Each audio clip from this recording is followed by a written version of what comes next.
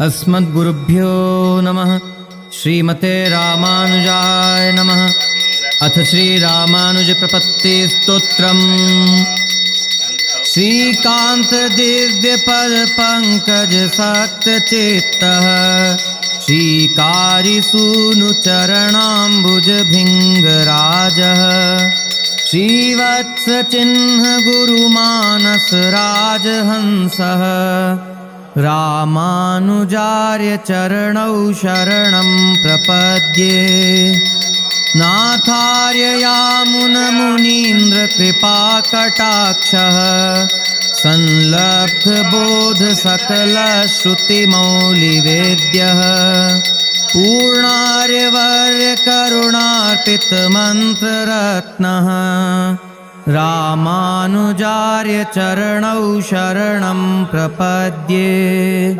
श्रीरङ्गशेषगिरिवारणशैलनाथः पादारविन्दपरमानुभवैकशीलः वेदान्तयुग्मविशदीकरणैकधुर्यः रामानुजार्यचरणौ शरणं प्रपद्ये। दिल्लीशनीतमुपनीय तदीयकन्यां सम्माननेन पुनरर्पितयादवाद्रौ सम्पत्कुमारमभिषेक्तवतस्तवेमौ रामानुजार्यचरणौ शरणं प्रपद्ये। तुण्डीरभूमिपतिसत्कृतशङ्खचक्रे शेषाचलाधिपतये किल ते वितीर्य लोकैकनाथ गुरुभावमुपेयुषस्ते रामानुजार्यचरणौ शरणं प्रपद्ये। काञ्चीभवः कतिपये समयेन दृष्टः कालेन दृष्टिपथमेत्य पुनर्जनानां मूको जगाद भवतः फणिराजभावम् रामानुजार्यचरणौ शरणं प्रपद्ये। बाह्यान्कुदृष्टिनिवहानपि सन्निरस्य द्वैतं विशिष्टमखिलं श्रुतिमौलिवेद्यम् निर्धार्य सात्विकजनाय निदर्शयन्तौ रामानुजार्यचरणौ शरणं प्रपद्ये। श्रीभाष्यनामकमिदं भवदीयभाष्यम् श्रीभाष्यकार इति ते भुवने प्रथा स्यात् इत्यादरेण किल सादरयास्तुतौ ते रामानुजार्यचरणौ शरणं प्रपद्ये।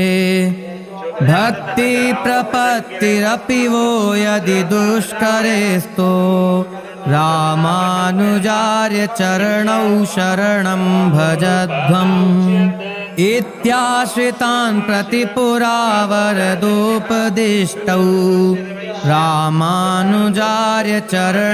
शरणं प्रपद्ये।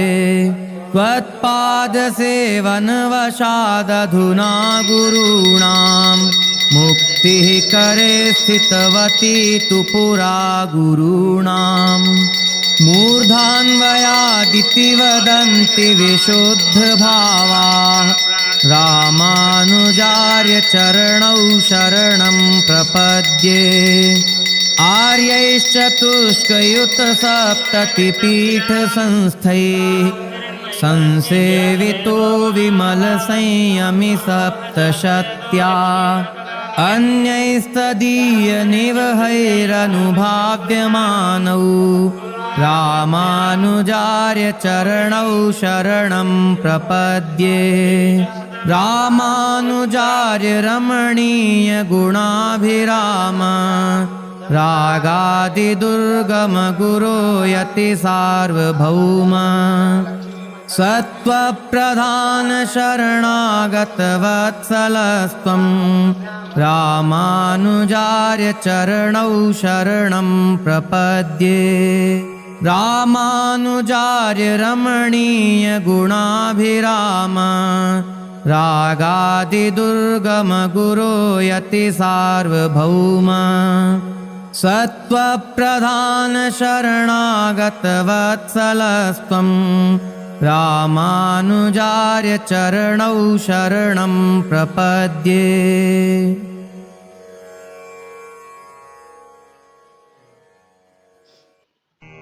ಶ್ರೀ ಶರಣಾಗತಿ ಗದ್ಯಂ. ಯೋ ನಿತ್ಯಮಚ್ಯುತ ಪದಾಂಬುಜ ಯುಗ್ಮ ರುಕ್ಮ ವ್ಯಾಮೋಹತಸ್ತದಿತರಾಣಿ ತೃಣಾಯ ಮೇನೆ ಅಸ್ಮದ್ಗುರೋರ್ಭಗವತೋಸ್ಯ ದಯೈಕ ಸಿಂಧೋಃ ರಾಮಾನುಜಸ್ಯ ಚರಣೌ ಶರಣಂ ಪ್ರಪದ್ಯೆ. ಪ್ರಣಾಮಂ ಲಕ್ಷ್ಮಣ ಮುನಿಃ ಪ್ರತಿಗೃಹ್ಣಾತು ಮಾಮಕಂ ಪ್ರಸಾದಯತಿ ಯತ್ಸೂಕ್ತಿ ಸ್ವಾಧೀನಃ ಪತಿಕಾಂ ಶ್ರುತಿಂ. ಭಗವನ್ನಾರಾಯಣಾಭಿಮತಾನುರೂಪ ಸ್ವರೂಪ ರೂಪ ಗುಣ ವಿಭವೈಶ್ವರ್ಯ ಶೀಲಾದ್ಯನವಧಿಕಾತಿಶಯ ಸಂಖ್ಯೇಯ ಕಲ್ಯಾಣ ಗುಣಗಣಾಂ ಪದ್ಮವನಾಲಯಾಂ ಭಗವತೀಂ ಶ್ರಿಯಂ ದೇವೀಂ ನಿತ್ಯಾನಪಾಯಿನೀಂ ನಿರವದ್ಯಾಂ ದೇವದೇವ ದಿವ್ಯಮಹಿಷೀಂ ಅಖಿಲ ಜಗನ್ಮಾತರಂ ಅಸ್ಮನ್ಮಾತರಂ ಅಶರಣ್ಯಶರಣ್ಯಾಂ ಅನನ್ಯಶ್ಚರಣಃ ಶರಣಮಹಂ ಪ್ರಪದ್ಯೆ. ಪಾರಮಾರ್ಥಿಕ ಭಗವಚ್ಚರಣಾರವಿಂದ ಯುಗಳೈಕಾಂತಿಕಾತ್ಯಂತಿಕ ಪರಭಕ್ತಿ ಪರಜ್ಞಾನ ಪರಮಭಕ್ತಿಕೃತ ಪರಿಪೂರ್ಣಾನವರತ ನಿತ್ಯ ವಿಶದತಮಾನನ್ಯ ಪ್ರಯೋಜನಾನವಧಿಕಾತಿಶಯ ಪ್ರಿಯ ಭಗವದನುಭವ ಜನಿತಾನವಧಿಕಾತಿಶಯ ಪ್ರೀತಿಕಾರಿತಾಶೇಷಾವಸ್ಥೋಚಿತ ಅಶೇಷಶೇಷತೈಕರತಿರೂಪ ನಿತ್ಯಕೈಂಕರ್ಯ ಪ್ರಾಪ್ತ್ಯಪೇಕ್ಷಯ ಪಾರಮಾರ್ಥಿಕೀ ಭಗವಚ್ಚರಣಾರವಿಂದ ಶರಣಾಗತಿಃ ಯಥಾವಸ್ಥಿತಾ ಅವಿರತಾಸ್ತು ಮೇ. ಅಸ್ತು ತೇ ತಯೈವ ಸರ್ವಂ ಸಂಪತ್ಸ್ಯತೆ ಅಖಿಲ ಹೇಯ ಪ್ರತ್ಯನೀಕ ಕಲ್ಯಾಣೈಕತಾನ ಶ್ವೇತರ ಸಮಸ್ತ ವಸ್ತು ವಿಲಕ್ಷಣಾನಂತ ಜ್ಞಾನಾನಂದೈಕ ಸ್ವರೂಪ ಸ್ವಾಭಿಮತಾನುರೂಪೈಕ ರೂಪಾಚಿಂತ್ಯ ದಿವ್ಯಾದ್ಭುತ ನಿತ್ಯ ನಿರವದ್ಯ ನಿರತಿಶಯೌಜ್ವಲ್ಯ ಸೌಂದರ್ಯ ಸೌಗಂಧ್ಯ ಸೌಕುಮಾರ್ಯ ಲಾವಣ್ಯ ಯೌವನಾದ್ಯನಂತ ಗುಣನಿಧಿ ದಿವ್ಯ ರೂಪ ಸ್ವಾಭಾವಿಕಾನವಧಿಕಾತಿಶಯ ಜ್ಞಾನಬಲೈಶ್ವರ್ಯ ವೀರ್ಯಶಕ್ತಿ ತೇಜಸ್ಸೌಶೀಲ್ಯ ವಾತ್ಸಲ್ಯ ಮಾರ್ದವಾರ್ಜವ ಸೌಹಾರ್ದ ಸಾಮ್ಯ ಕಾರುಣ್ಯ ಮಾಧುರ್ಯ ಗಾಂಭೀರ್ಯ ಔದಾರ್ಯ ಚಾತುರ್ಯ ಸ್ಥೈರ್ಯ ಧೈರ್ಯ ಶೌರ್ಯ ಪರಾಕ್ರಮ ಸತ್ಯ ಕಾಮ ಸತ್ಯ ಸಂಕಲ್ಪ ಕೃತಿತ್ವ ಕೃತಜ್ಞತಾದ್ಯ ಸಂಖ್ಯೇಯ ಕಲ್ಯಾಣ ಗುಣಗಣೌಘ ಮಹಾರ್ಣವ ಸ್ವೋಚಿತ ವಿವಿಧ ವಿಚಿತ್ರಾನಂತಾಶ್ಚರ್ಯ ನಿತ್ಯ ನಿರವದ್ಯ ನಿರತಿಶಯ ಸುಗಂಧ ನಿರತಿಶಯ ಸುಖ ಸ್ಪರ್ಶ ನಿರತಿಶಯೌಜ್ವಲ್ಯ ಕಿರೀಟ ಮುಕುಟ ಚೂಡಾವತಂಸ ಮಕರ ಕುಂಡಲ ಗ್ರೈವೇಯಕ ಹಾರ ಕೇಯೂರ ಕಟಕ ಶ್ರೀವತ್ಸ ಕೌಸ್ತುಭ ಮುಕ್ತ ದಾಮೋದರ ಬಂಧನ ಪೀತಾಂಬರ ಕಾಂಚೀ ಗುಣನೂಪುರಾದ್ಯ ಪರಿಮಿತ ದಿವ್ಯಭೂಷಣ ಸ್ವಾನುರೂಪಾಚ್ಚಿಂತ್ಯ ಶಕ್ತಿ ಶಂಖ ಚಕ್ರ ಗದಾಸಿ ಶಾರ್ಂಗಾದ್ಯ ಸಂಖ್ಯೇಯ ನಿತ್ಯ ನಿರವದ್ಯ ನಿರತಿಶಯ ಕಲ್ಯಾಣ ದಿವ್ಯಾಯುಧ ಸ್ವಾಭಿಮತ ನಿತ್ಯ ನಿರವದ್ಯಾನುರೂಪ ಸ್ವರೂಪ ರೂಪ ಗುಣ ವಿಭವೈಶ್ವರ್ಯ ಶೀಲಾದ್ಯನವಧಿಕಾತಿಶಯ ಸಂಖ್ಯೇಯ ಕಲ್ಯಾಣ ಗುಣಗಣ ಶ್ರೀವಲ್ಲಭ ಏವಂ ಭೂತ ಭೂಮಿ ನೀಳಾನಾಯಕ स्वच्छन्दानुवर्ति स्वरूपस्थितिप्रवृत्तिभेद अशेषशेषतैकरतिरूप नित्यनिरवध्य निरतिशय ज्ञानक्रियैश्वर्यादि अनन्तकल्याणगुणगण शेषशेषाशन गरुडप्रमुख नानाविधानन्तः परिजन परिचारिका परिचरितचरणयुगळा परमयोगि वाङ्मनसा परिच्छेद्य स्वरूपस्वभावस्वाभिमत विविध विचित्रानन्त भोग्य भोगोपकरण भोगस्थान समृद्धानन्ताश्चर्यानन्त महाविभवानन्त परिमाण नित्य निरवध्य निरतिशय श्रीवैकुण्ठनाथ स्वसङ्कल्पानुविधायि स्वरूपस्थितिप्रवृत्ति स्वशेषतैकस्वभाव प्रकृतिपुरुषकालात्मक विविध विचित्रानन्त भोग्य भोक्तृवर्ग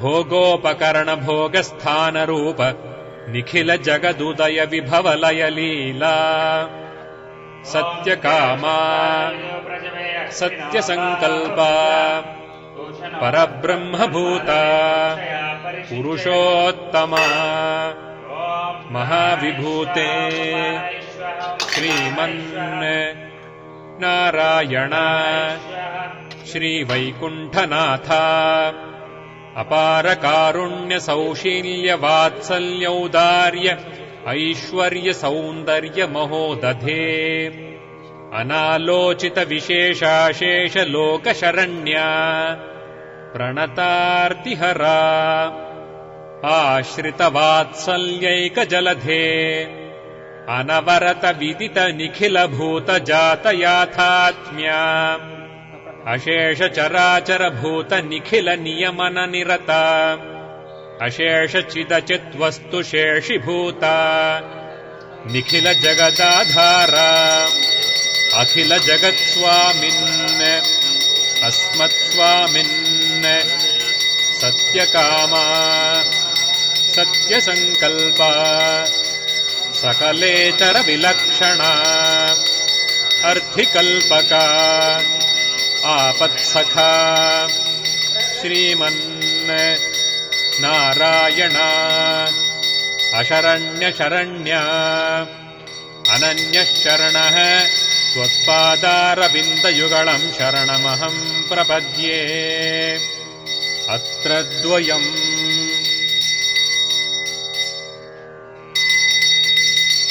पितरं मातरं दारान् पुत्रान् बन्धून् सखीन् गुरून् रत्नानि धनधान्यानि क्षेत्राणि च गृहाणि च सर्वधर्मांश्च सन्त्यज्य सर्वकामांश्च साक्षरान् लोकविक्रान्तचरणौ शरणं ते व्रजं विभो त्वमेव माता च पिता त्वमेव बन्धुश्च गुरुस्त्वमेव त्वमेव विद्या द्रविणं त्वमेव सर्वं मम देवदेव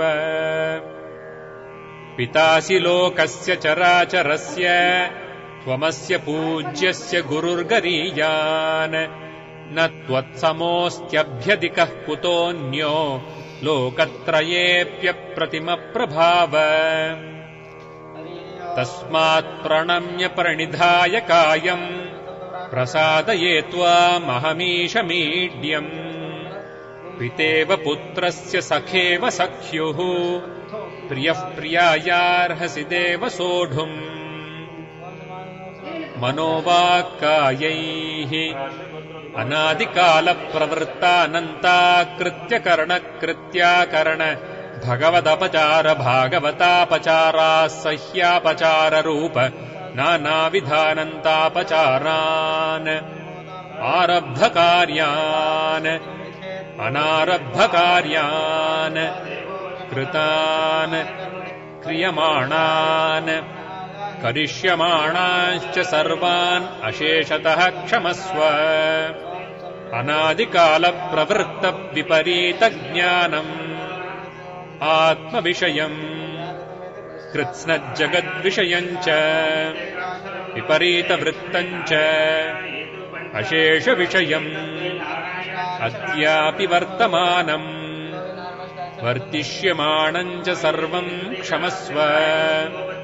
मदीयानादिकर्मप्रवाहप्रवृत्ताम् भगवत्स्वरूपतिरोधानकरीम् विपरीतज्ञानजननीम् स्वविषयायाश्च भोग्यबुद्धेर्जननीम् देहेन्द्रियत्वेन भोग्यत्वेन सूक्ष्मरूपेण चावस्थिताम् दैवीम् गुणमयीम् मायाम् दासभूतः शरणागतोऽस्मि तवास्मि दासः इति वक्तारम् माम् तारय तेषाम् ज्ञानी नित्ययुक्तः एकभक्तिर्विशिष्यते प्रियो हि ज्ञानिनोत्यर्थम् अहम् स च मम प्रियः उदाराः सर्व एवैते ज्ञानी त्वात्मैव मे मतम्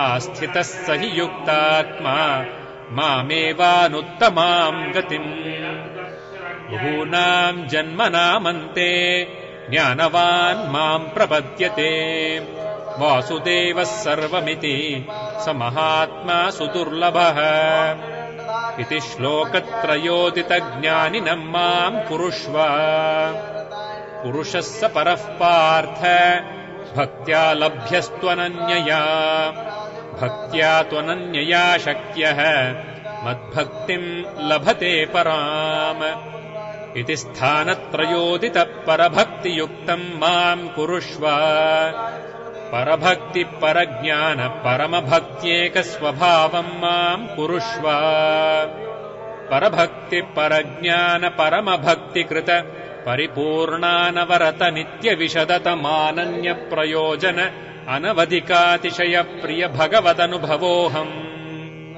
तथाविध भगवदनुभव जनितानवधिकातिशय प्रीतिकारिता शेषावस्थोचित अशेषशेषतैकरतिरूप नित्यकिङ्करो भवानी एवम् भूतमत्कैङ्कर्यप्राप्त्युपायतया अवक्लृप्तः समस्तवस्तुविहीनोऽपि अनन्त तद्विरोधि पापाक्रान्तोऽपि अनन्तमदपचारयुक्तोऽपि अनन्तमदीयापचारयुक्तोऽपि अनन्तासह्यापचारयुक्तोऽपि एतत्कार्यकारणभूतानादि विपरीताहङ्कारविमूढात्मस्वभावोऽपि एतदुभयकार्यकारणभूतानादि विपरीतवासनासम्बद्धोऽपि एतदनुगुणप्रकृतिविशेषसम्बद्धोऽपि एतन्मूलाध्यात्मिक आधिभौतिक आधिदैविक सुखदुःख तद्धेतु तदितरोपेक्षणीय विषयानुभवज्ञानसङ्कोचरूप मच्चरणारविन्दयुगलैकान्तिकात्यन्तिक परभक्तिपरज्ञान परमभक्तिविघ्नप्रतिहतोऽपि येन केनापि प्रकारेण त्वयवक्ता त्वम् केवलम् मदीययैव दयया निःशेषविनष्टसहेतुकमच्चरणारविन्द युगलैकान्तिकात्यन्तिक परभक्तिपरज्ञान परमभक्तिविघ्नः मत्प्रसादलब्धमच्चरणारविन्दयुगलैकान्तिकात्यन्तिक परभक्तिपरज्ञान परमभक्तिः मत्प्रसादादेव साक्षात्कृत यथावस्थित मत्स्वरूपरूपगुणविभूतिलीलोपकरणविस्तारः अपरोक्षसिद्धमन्नियाम्यत मद्दास्यैकर